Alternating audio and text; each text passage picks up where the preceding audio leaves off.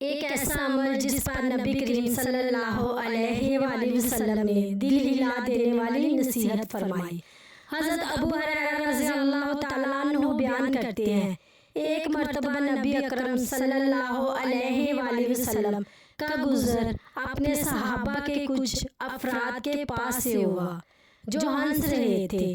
نبی اکرم صلی اللہ علیہ وآلہ وسلم نے فرمایا، جو میں جانتا ہوں اگر وہ تم جان لو تو تم تھوڑا ہنسا کرو اور زیادہ رویا کرو۔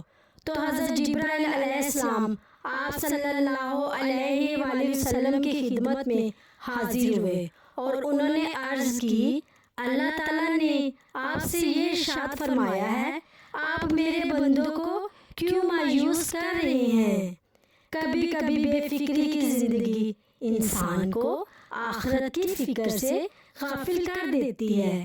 جب دل میں اللہ کا خوف، اپنے اعمال کا احساس اور آخرت کی جواب دہی زندہ ہو تو انسان کی زندگی میں سنجیدگی، عاجزی اور اللہ کی رحمت کی امید دونوں ساتھ رہتی ہیں۔ یہی توازن ایک مومن کی اصل خوبصورتی ہے۔ زندگی میں خوش رہیں لیکن آخرت کی فکر کو کبھی دل سے نہ نکالیں۔ اللہ کا خوف اور اس کی رحمت کی امید دونوں ایک مومن کی پہچان ہے۔